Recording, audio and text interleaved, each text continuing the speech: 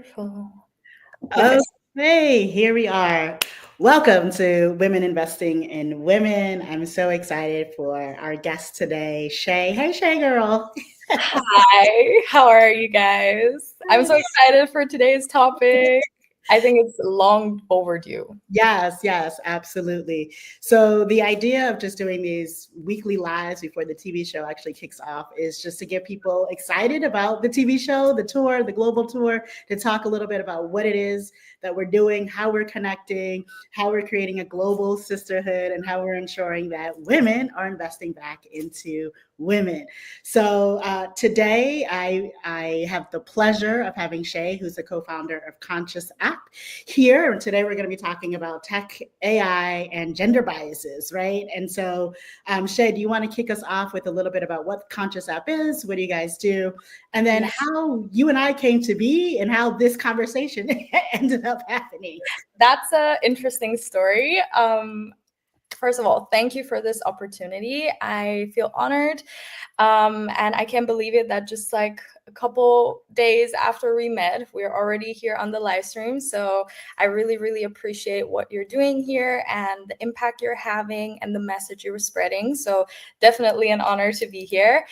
As you said, I am the co-founder of Conscious, and the whole business kicked off because me and my co-founder Karim, we felt lost in life. Life is becoming very complex. There is no traditional paths, and people don't like to choose because there is too many options, and there is this thing called decision paralysis.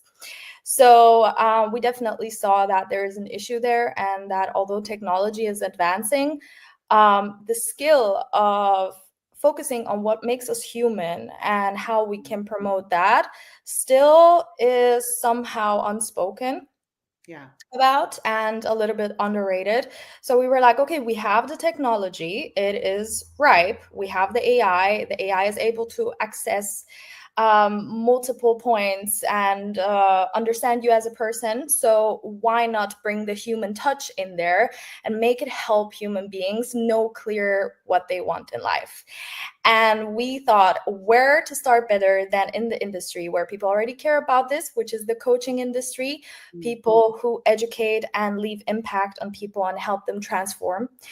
And that's why we are building a system for coaching companies to scale their own methodology. And we're not asking them to give up their methods, because we think at core of every human being and also businesses, there is a uniqueness about being yourself that is your ultimate competitive edge.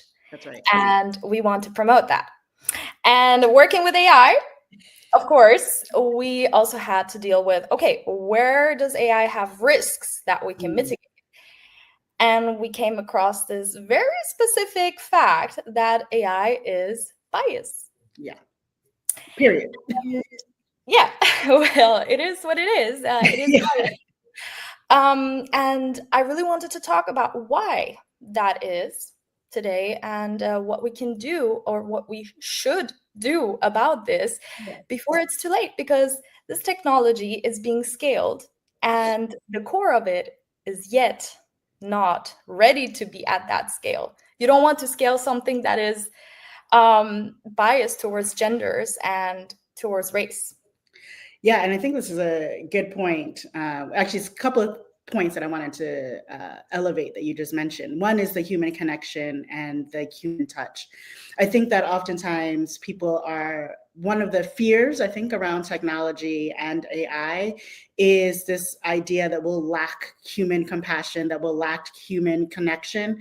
And I will say that a lot of times when I'm having these AI conversations, the idea that actually the human connection actually becomes much more important, because there has to be some kind of relationship, some kind of trust in the thing that you are building. And the way that you do that is through these human connections and these pathways. And yesterday I kicked off another podcast, The Invaluable Educators, if I'm not busy enough. But what we talked about there was that actually schools should move from doing foundational learning like reading, writing, math, because that actually is skill sets that AI can do. You've got the ability to learn that by watching YouTube, et cetera, et cetera. And what we should be focusing on is what are the core tenets that make someone a good person, a good human being: kindness, collaboration, the ability to be flexible, empathy, compassion. And then how do you rate for those? So I love when I'm talking to you, when I've met you, and you were saying, like, we're trying to solve for this problem, right? We're trying to give people a methodology around what does it mean to have true, authentic human connection. And then how does technology help to sort of sort that out and make us think through what are those beautiful touch points that are really important that we can, I don't want to say measure, because frankly, I think too many things are measured and too many things have become statistical, but that are, I guess, quantifiable in some way, or quality, or there's some kind of quality that we can bring to the discussion and some depth to the discussion, learning around these large language models, which I think is the beauty of what AI can do, is around how do you take these big data sets and then make them into something that makes sense and is transferable to us as, to us, to the layperson who may not know all of the technological, ins and outs. Yeah, right. So I think there's that piece. And then there's the inherent piece that I think there's a belief, I think, that if you use technology, if you use robots, if you use things that are automated, that you have that you mitigate automatically for bias for using those tools. But then when you think about the origin of how they're coming up with the input in order to get the output, which is the real problem here, the input, because we've already lived in such a biased society, the input itself ends up being biased, and therefore the outcomes of what you're listening to or what they're doing are also just continuing to mitigate and propagate stereotypes, and to a harmful degree. So I think, like, I love what we're talking about, because inherently we are trying to push back around the ideas that if things are AI, there's no human connection. No, humanity is so important to the work that we are doing. And then secondly, there is absolutely implicit bias in technology. And then, of course, how do we mitigate for that? So you and I met because I spoke in Marbella. So Shay is, you're in Marbella or Malaga? You're out in Malaga, yes, but we met in Marbella, and it's so funny because I did not plan on meeting you. I was just so inspired. You had the panel that you were talking about, and I don't know if people know this, but you have this energy that is so magnifying, like gravitating. And I was just like, I need to talk to her. I need to talk to her. She understands. She just gets it. And funny thing is, for that specific event, I actually just had the free entrance pass, which restricted you from going and attending the networking part of the event. And I just saw you being there, and it's so funny because I tried to get in with like this group of German guys that I talked to. I was like, I belong to the Germans, and the girl at entrance was like, no, you don't. And I'm like, yes, ask them. And then she sent me out. Obviously, she was like, no, you're not. And so I sat outside and I was like, how do I get in there and introduce myself to Kumara? And ultimately, I went to the girl. I was like, listen, I'm not going to go in there and have free wine or free food. I just need to meet a specific person. I just know I have to do this today. And please give me 5 minutes and I will be out. And so then I came to you, and I remember you were sitting at the table with a big round of people. And I was just like, okay, let's do it. I hope I don't interrupt. And I was just like, hey, Kumara, I really would like to talk to you. This is the idea, da. And yeah, that's how we met. You told me, catch me later, which I did. And then the organizer, obviously, I think he had empathy. He was like, you know what, girl, just stay here. It's okay. Just stay here. You're killing us. Because I also tried to sneak in there by just staying in the bathrooms. Yeah. Say, but that's what I said. I was like, I love that go-getter attitude. And I was like, yo, she just came right up to me. I have to respect. And so, of course, I met your business partner / co-founder, and we had like a glass of wine. And then the conversation just really flowed from there. It was amazing. Then the next day, you also attended another panel I was speaking on, which was the Women Investing in Women panel. And afterwards, you and a group of young ladies were just asking me questions. And then you brought up this idea, or you told me about the bias in AI and then how we can mitigate for it. But like so much of it is already happening. Like it's kind of like on a roll, but let's talk about it. Let's kind of stop. Yes, and I was like, listen, I don't know a lot about it, but let's have a conversation. Let's do a live. And here we are 2 weeks later. Yes. And I mean, I think something really important that you brought up here is that you address the root cause of this, that the AI itself, the technology itself, is not biased because it is what we feed it with. So it's just like, I always said this, AI is a mirror of humanity. It's going to show us and also replicate exactly the things that we have normalized in society.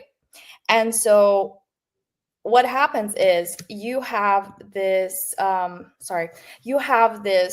technology and you feed it with data that I don't know, for example, this percentage of women are CEOs and a much larger percentage of the CEOs are men. Right. And so the AI, while not directly programmed to assume that women are not for leadership roles, it's going to assume that there is assumptions that the AI will have. And that's one part of like the training data that can be that can boost or push the AI towards being biased. But then there is also the algorithmic bias, which is the algorithm. It works like with a reinforcement system. So it sees what's working good, what's giving me positive responses, and what's giving me negative responses. And so, for example, for an HR recruitment tool, it's going to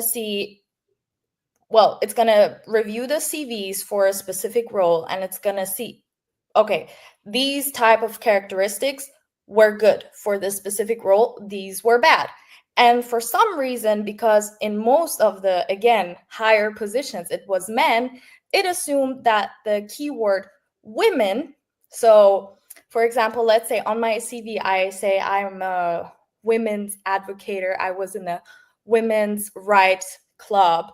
The algorithmic discrimination basically decided that women is a negative keyword for good CVs. So it automatically, excluded those CVs. Yeah. Wow.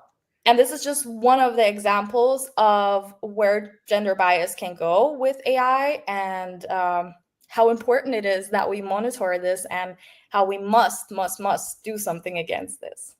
Yeah, so let's talk about it. What are some solutions? And I know that you sent me some graphics with some amazing data. So why don't we talk about the solutions first? And then if we do change the model and we talk about the inherent input that women can bring in, how that actually has positive effects for the economy, for the ecosystem, et cetera. So we'd love to hear just some solutions that you've read about that you think are really feasible.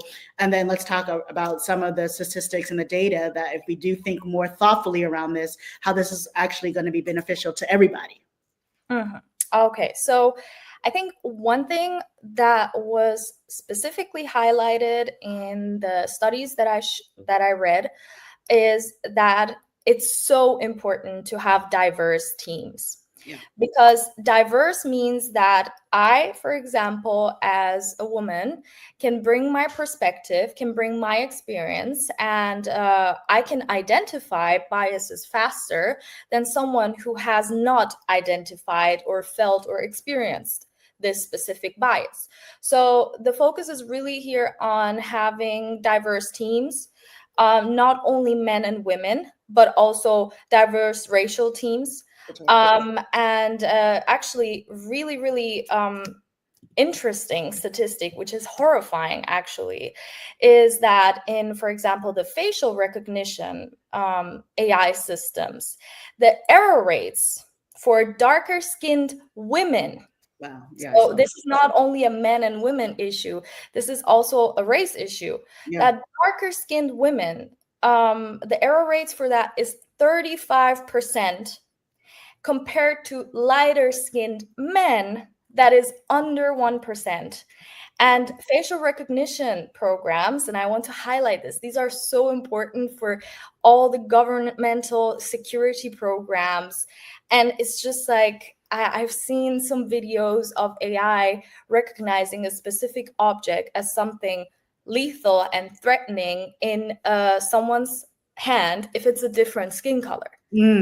Wow. Same picture with the same object, just different skin color, and the AI will recognize that object as something threatening because of the skin color of the picture. And Wow. so that's how we see this is an issue that is very, very, very urgently that has to be urgently solved. So diverse teams is one way to go for that. And of course, we have to really, really be careful about balancing training data sets. So what is data sets? We train the AI with historical data. The historical data and the history, as we know, maybe does not represent the best sides of human beings at all times. So we sometimes have to create synthetic data, so data that oneself creates, in order to balance that out. So it's not that the one data overweighs the other one and the AI assumes, okay, this must be right, this must be correct then. And then also the algorithmic bias, you should always monitor that. And put levels of measuring whether there's a bias to de-bias the algorithm then. This is what we can do on a technical level. Right. So it sounds like we're talking about validating the data and having all of these checks in place to ensure that the output is as less biased as possible. I don't know if we can ever get an outcome where things are completely neutral. I mean, hopefully we can eventually. I don't know. I know. I mean, but it's like it's so much because it's really the connection between the machine and the human kind of coming together and then making sure that you sort of validate these large language models. And so there's, of course, as we know, there's open source AI. That's kind of like all your chat GBTs. And then you have corporations who are creating their own internal privatized large language models that folks are using. You know, I think Google has one, and some of these larger corporations are doing that. Do you see sort of a difference in how we can, as a people, maybe work with the open AI's data input sourcing? Do you suggest that people put their images on? So, you know, you've seen the thing where people can make themselves into dolls, and there's been a lot of pushback and concern around, should we be putting our images into AI? Can things go awry if we do those kinds of things? So I'm curious around what your ideas are. And I find that conversation happening more in diverse groups, and especially in groups that have women, right? And so, like, if we stop putting our input in, are we perpetuating the problem of a biased outcome? What do you think there?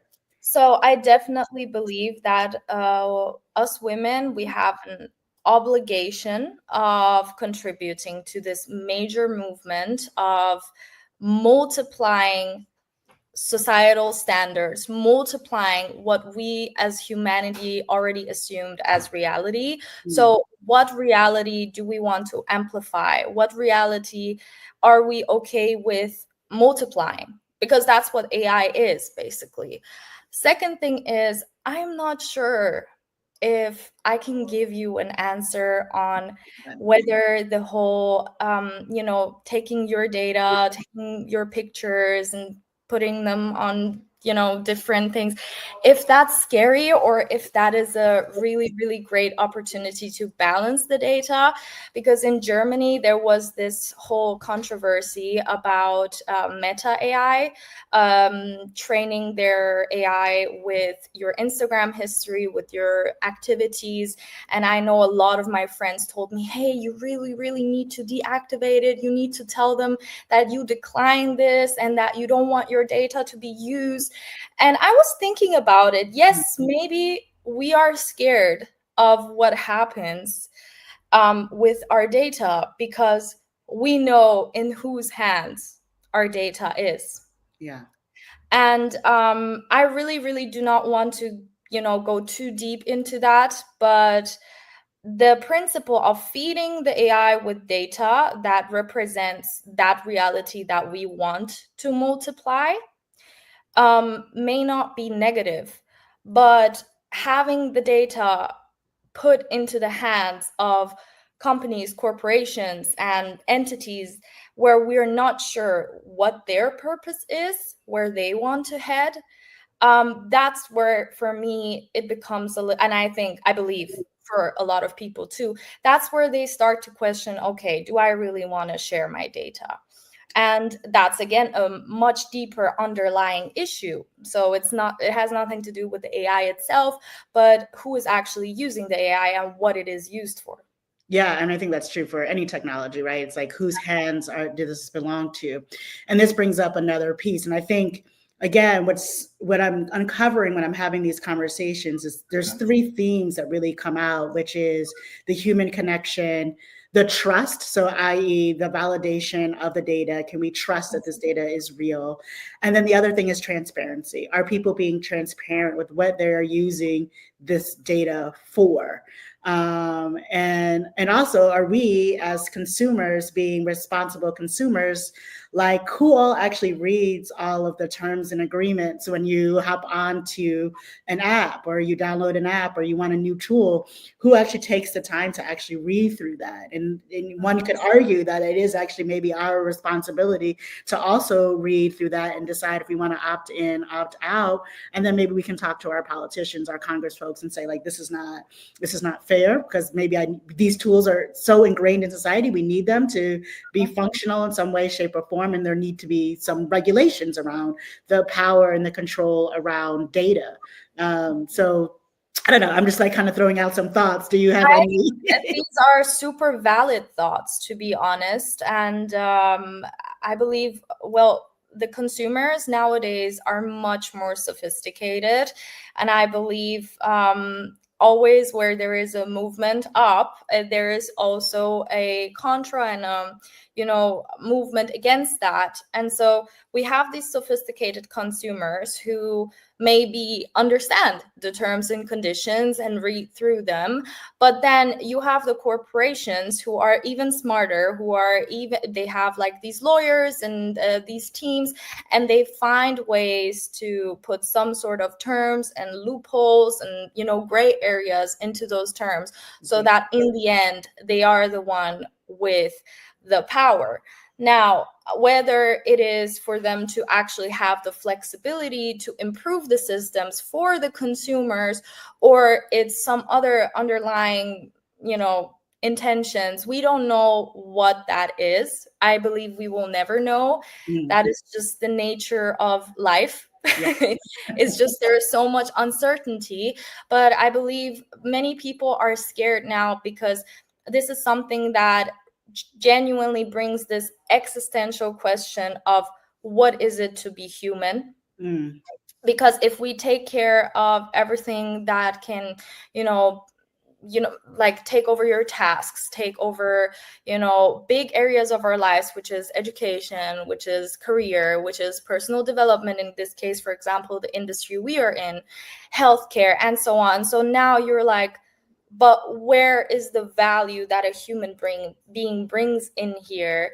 And how can we portray that or replicate that or even cooperate that with the AI technology so that it doesn't harm us as a species, as a society? And if I know the answer, no, I don't know the answer. I just believe we have to keep interacting with it and have an open mind. But as you also said, really, really bring focus to those human skills and those topics that are often slept on, about what it is to be a human, what it is to be a good friend, what it is to have purpose in life, and to act from a position where you're not only going with your ego, but with something that you believe will put impact in this world and actually help others. And so these are the things that I believe, yes, they should be in the education system, they should be focused on. But I'm also afraid to adopt that. It takes time, and I'm not sure if right now it's being supported and it's being implemented fast enough, to be quite honest. Yeah, I mean, I think that we're in a time of transition, and whenever there's transition, there's uncertainty, and this is certainly another revolution happening. And I don't necessarily mean AI, but I do mean like the large language models, this idea that we're now focusing, and there's a lot of conversations around the power of being a human being, human empowerment, and creating systems with that centralized idea in mind. And what does that actually mean, feel, and sound like? I mean, I think people are tired of the 9 to 5, 40-hour work week. They feel really burnt out, and then going home, and especially as women, then going home and also managing a household, which is oftentimes falls to women to do that work. Even if they have a partner who is a stay-at-home partner, they still have the expectation that they have to manage the emotions and the scheduling of everybody in the household, right? And so it becomes a really fascinating dichotomy, and you see a lot of people kind of pushing back on both ends, right? People wanted to go swing way back to where it used to be, and then you've got women who oftentimes are like, no, this is not how we want our lives to be. And I think your point about AI coming in and taking some of these monotonous tasks, which is what I'm going to just call them, they're monotonous tasks, they're automated kind of things that we can do. Wouldn't it be great if we can get back our 40-hour work week and only have to work productively for quote unquote 10 hours a week, and then the rest of the time we're doing things that are impacting our community, that are making sure that our society is the kind of society that we all want to live in, that we want to raise children in, and we're creating this utopian society for generations to come. I agree. I don't know if this will happen in our lifetime necessarily. I mean, who knows? Hopefully we get to see the fruits of our labor, but I do think of I think it's called the 777 rule, which means, you make decisions thinking about 7 generations after you. And I think so, therefore, if 7 generations after me, we have created this society that is much more about embracing our humanity and less about being capitalistic and being competitive from a financial standpoint, I think that it's worthwhile for us to have these conversations and put these things in place and try as much as possible to ensure that we eliminate as much as possible the biases that are happening within the AI, and also embrace the fact that technology is a tool, and we have to use tools responsibly. We have to use all tools responsibly. That's true. That is absolutely true. There's like 2 things I really want to dive deeper into, and I really want to know your opinion about. The first thing is the role of working. So you said that the 40-hour week will be eliminated or reduced to 10-hour week, which I really would love to believe that. As a startup founder, currently I'm battling 60 hours weeks. But I don't know. Are we human beings made to not work as much? I think work sometimes, I know, like, I'm not talking about draining work, but in the end, like, work that fills you with purpose. What's the role of that in this shift? This is my first question.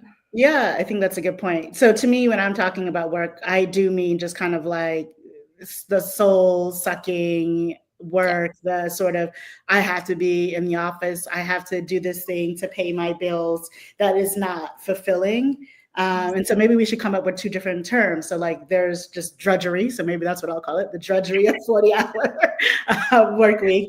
And then maybe, because I still think like, unfortunately, we'll probably still always have to do administrative tasks that we don't want to do. So if we can reduce that to 10 hours, and then the rest of the time can be about what is the impactful work that I'm doing? What is my heart's passion?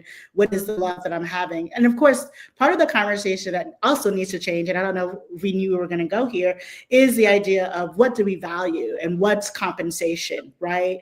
And so we do have to start thinking differently about which fields get which kind of salaries, how are salaries defined nowadays? Yes. We think like part of this conversation to get to this utopian society is saying that like we value hard work and we value our nurses and we value our educators, and we want to flip where our money and our resources go from a salaried perspective.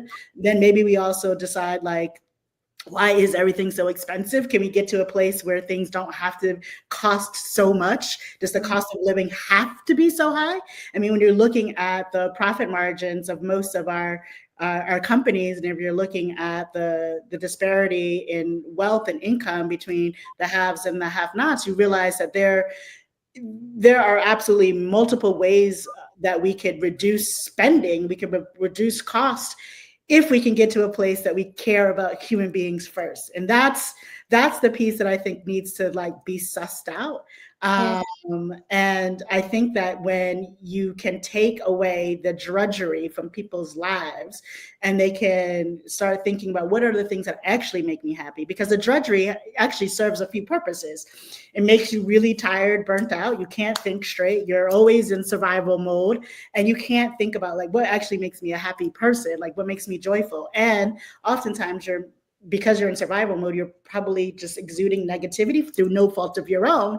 So how can you even become a positive being if you don't even have the time and the space to do that? And so if we can figure out ways to take away that drudgery work and then do more of the humanness, the human work, I guess is what I'll call it, the passion work, the value work. Why am I here on this earth? What is the value that I'm bringing to society? And really, there's no way you're going to make me believe that like, working as middle management is super important to society. No, it's not. Being an educator is super important to society. That's no offense to anyone who's a middle management. I'm just saying like those people are not necessarily fulfilled because like what kind of positive impact are they really having in the world? And that's why, I was mentioning the other day, I grew up in the 80s and there was all of these movies about people hating their jobs, and they're working in these cubicles, they looked exactly the same and they hated their bosses, and like no one was happy working. And honestly, I think that's still true today for most people. And so figure out that piece. I agree. I absolutely agree with people having to figure out what really fulfills them. And it really actually relates to the second question I had for you, which is, well, this whole topic of AI, it brings the question of, are we an outcome-driven society?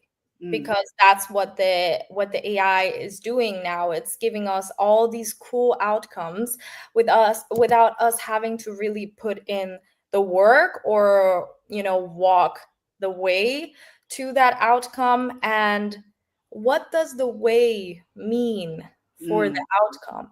So I was listening to this one podcast the other day of The Diary of a CEO. It's my favorite podcast with Stephen Bartlett. And he was talking, him and Simon, this man who has this great impact on well, he's writing this book about friendship, and he talks about this human element of like caring for each other. And for me, my question is, if the outcome is automated and there with just one click, is the way there going to become something that's important for us? And what is that shift? And I know that this might be a little bit complex right now, or maybe I'm not like able to say it in a way that it's super comprehensive, but isn't it oftentimes the steps towards our goals that really, really make us the human beings we are, instead of reaching that goal? I think so. I mean, I think the journey is always the thing.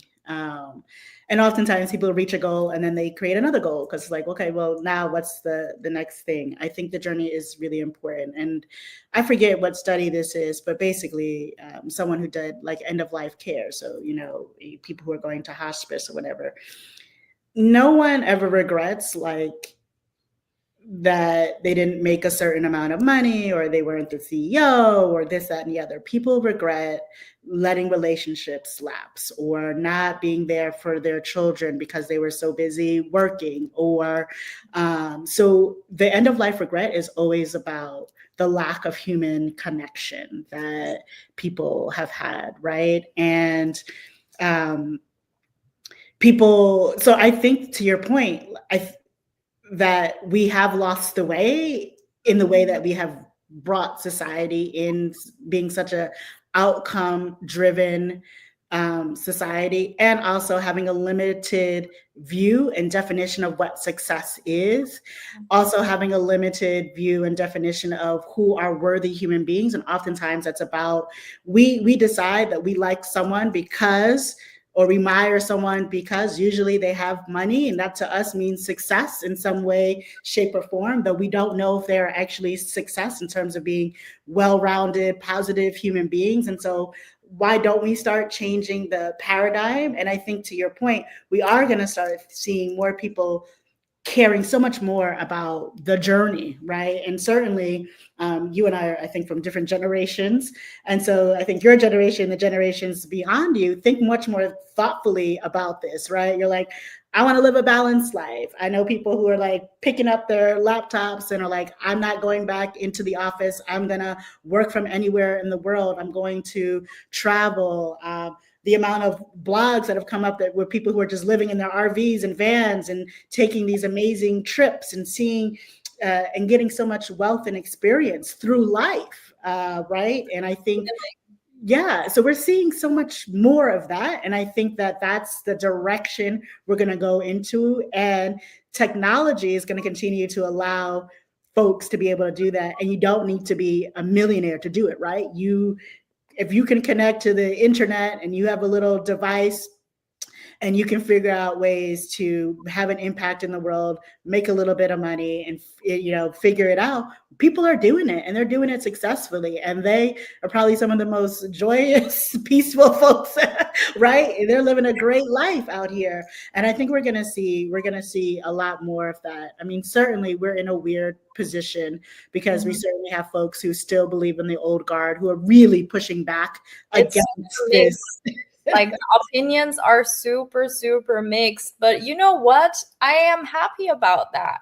Yeah. I am happy about that everyone is able to voice their ideal lives and their ideal opinions on this topic. And I believe everyone should have this right to choose ultimately what fulfills them, because I know so many people, they love to work 40 hours a week. They really, really enjoy it, and it fulfills them. And it's because they know that the work and the effort they're putting in is for a higher purpose for themselves, and they fall in love with that journey in that way. And then there is people who fall in love with life by living life and not having to really bind themselves to a specific career or specific ambitions. I believe that's something fantastic and something that we should celebrate and be glad that we still have that. But yeah, I also have, I don't know, there is just like, although I am in the AI industry myself, I am like, this is not only a revolution, it feels like an evolution of human beings, of how is it going to be for us to survive and to live. Is survival really becoming more and more about being mentally okay and being able to kind of have a specific position in the society to have an impact? Or is survival actually just like shape shifting into more sophisticated strategies of surviving? So let's say I have to have this amount of money so I am able to have a stable family home so I can survive in these political situations, and so on and so on. I mean, there's always these factors. Yes. And I believe this is also something that multiple societies and countries are dealing with, yet we are very lucky to be in countries where this is more advanced, but what is the impact on those societies that were not able to go through the stages that, for example, our countries went through, and now they're, being confronted with this ultimate technology. And I think that's where the questions and also the concerns may come in, is like, are we prepared for this? Are we actually prepared for this? Because what do we know about being a human being that we definitely want this technology to reflect back to us? What and I love how we keep coming back to this question because yeah, it really is that. I think that's really the key of this topic and this debate about AI, is like, what are we as human beings that we want this technology to mirror up back to us? And if we're scared of it, is it because we're scared of parts of human being that already exist that we don't want to be multiplied in this technology? Do we feel threatened by that? How do we address that? I think that's a really good point. Yes, I think there are dark sides to being humans that we see. And yeah, do we want to give people the power to multiply the negativity and lean into the baser sides of what it means to be human? And I think like what's great about this conversation, we're talking technology, but we're also saying so many essential questions, right? Like, what does it mean to be human? Are we ready for this new revolution? What does it actually mean? What happens to societies who have had a digital divide and don't necessarily have access to this technology? Though I will push back here just a little bit and say that I do think that what we are seeing for technology is that it's becoming more accessible to those who may not have a lot of money, who may not have a lot of educational resources. It is actually allowing for people to be connected. And so you're seeing some global movements, right? So we can talk about what's going on with countries that used to be colonized by France, who are like, we're going to create our own currency, and we're going to like not use French currency anymore. And like, what does that actually mean for France? And the way that they're able to communicate because of technology, and the ways that they weren't able to communicate before. We're seeing some of the work that's happening in Burkina Faso and some of the revolutions that are going on. So in some ways, you can see also how technology allows for the transfer of communication. It is not worried about borders, right? Like you can totally have these kinds of, you're in Spain, I'm here in the United States. We can have these conversations, and people are probably listening from all over the world and start thinking about, oh wait, what does this mean? What does this make sense, right? And so like, there's no longer, or we're trying our best to mitigate the power of one word, one voice by having these platforms. And so technology has allowed us to do those kinds of things. And I think as technology continues to revolutionize, we're going to see much more adoption. And I think it's going to now allow for communities to have ownership, for communities to be able to think about, how do we become empowered as a people? What is our society? Do we want to change our country name? Do we want to keep our colonizer name? Or we want to come up with a new name that really represents us as a people, as a society? And you're able to have those kinds of conversations, that kind of dialogue. So I think this is fascinating. I don't know if we'll ever know the answer. Are we ready? I guess it doesn't matter. It's here. It's here. Of course, and whether we're ready or not, that's true. And I love that you bring that point of being able to be a little bit eye level, because I think that relates really, really well to one of our first points that we made about, when you log into an app and you have these terms and conditions. Nowadays, I can actually screenshot that and send that to AI and have it actually analyze it for me, and do some legal work there. And that is, I believe that is also a really, really big benefit of AI, to bring that eye level communication and also the knowledge to a more accessible and more structured level, so that people all over the world can access it, can make sense of it, can use it in their own context. Which again, I love to talk about how AI is so flexible and we can just integrate it into our context of being to really find the biggest benefit for ourselves individually and uniquely. And so that's where I'm totally on your side. That's where I see the potential of AI, is to be able to really leverage your uniqueness, because you have this tool that will actually recognize patterns, that is going to be able to verbalize thoughts that you have that you don't know how to communicate, to who you have to communicate, maybe what the first step is for you to get there. And I'm so excited to see the people that are going to make use of that technology to bloom and to really fulfill their higher purpose, to bring the impact that they want to bring to this world, because it becomes clearer than ever for them. It becomes more visual than ever for them. I really love to think of those good things that AI is also going to bring for us. And it's here. It's already bringing. It's already here and it's already doing some work. And so we're actually coming up close to time. And so the one piece that we didn't talk about, so now I'm thinking maybe we just do a part 2, is the importance and the impact of women in AI. There's so many positive outcomes when women are valued in the AI space, are doing their input in the AI space, are builders, developers, users, etc., in the whole ecosystem. I don't want to rush through that. So why don't we table it for a part 2, and that will be just honing in on all the positive stuff that happens when women also are in technology, and especially here in the AI evolution, we'll call it for right now. 100%. And there are so many numbers that provide really great insight into how women elevate this whole movement, the percentage of innovation that is like going higher if there's women involved, the importance of diverse teams, how they detect more errors than just like teams that are not diverse, how fast the adoption rate is, how much higher the user satisfaction is, and also how we can globally benefit from that in a financial way, which is always interesting for people.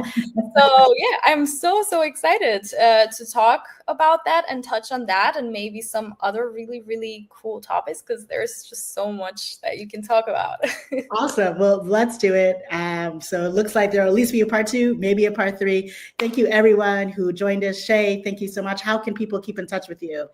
So you can either add our company's Instagram and social media everywhere. We're at Conscious the app. And otherwise my profile, I think it's I don't know how to link that, but my at name is Shahbaby. It's SHAHBABIE. So that's my Instagram username.